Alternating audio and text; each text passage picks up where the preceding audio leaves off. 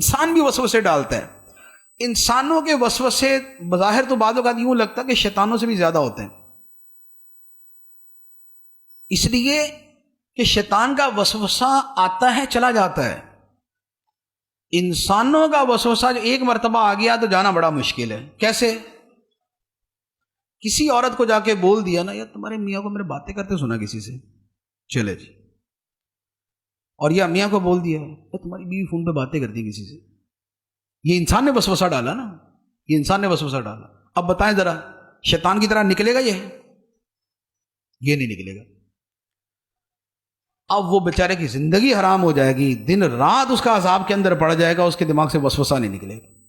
یا ایسے کسی کو وسوسہ ڈال دیا، یہ تمہارے ساتھ والا جو بندہ ہے نا، تمہارا یہ جو پارٹنر ہے، تھوڑا سا احتیاط کیا کرو اس سے. کیا ہوا؟ بس یار میں کھل کے نہیں بولتا، بس احتیاط کرنا ذرا. چلو جی. اب آپ 100% یقینی ہے کہ ان کی پارٹنرشپ تو ٹوٹی. کیوں؟ اس لیے کہ اگر جن وسوسہ ڈالتا تو نکل بھی جاتا، اس کا وسوسہ کمزور ہوتا ہے.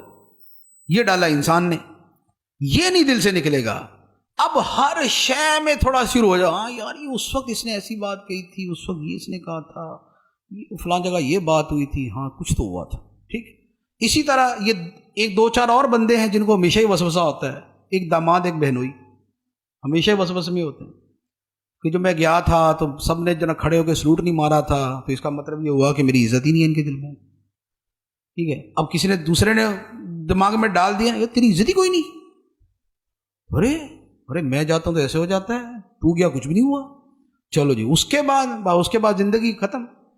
اب یہ وسوسہ نہ ختم ہوا کبھی بھی. وہ بیچارے منتیں کر کر کے تھک جائیں گے کہ ارے اندر سے بولیں گے بھلے اسے فرعون صفت آدمی، ایسا ہم نے کچھ نہیں کیا تھا، لیکن اس کے دل سے نہیں نکلے گا، اس کے دل میں وسوسہ بیٹھ گیا. یہ ہے انسانوں کے وسوسے.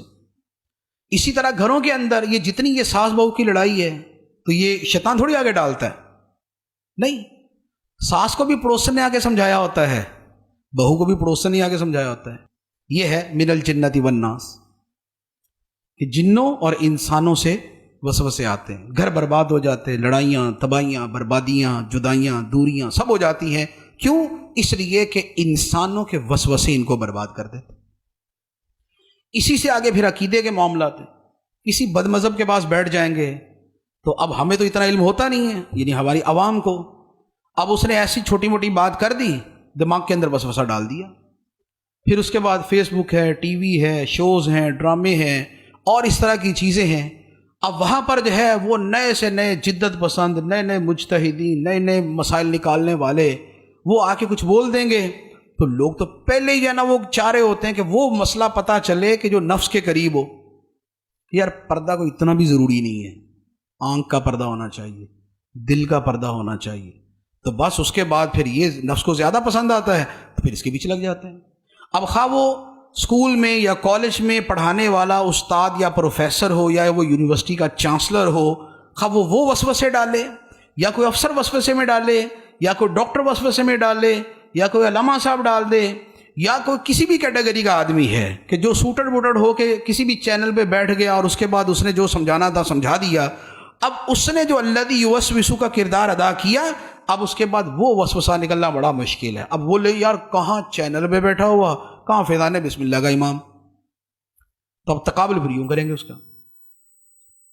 تو اب وہ بھلے وہ وہاں بیٹھنے والے کو جو نا اس کو بیچارے کو رگڑ کے پالش کر کے اس کو بٹھایا ہوتا ہے، میک اپ کر کے اس کا، لیکن وہ جسٹ وہی ہے کہ وے آف ٹاک جو ہے وہ ڈلیوری میتھڈ جو اس کا ہے وہ پسند آ جاتا ہے تو اس کے وسوسے میں پڑ جاتے.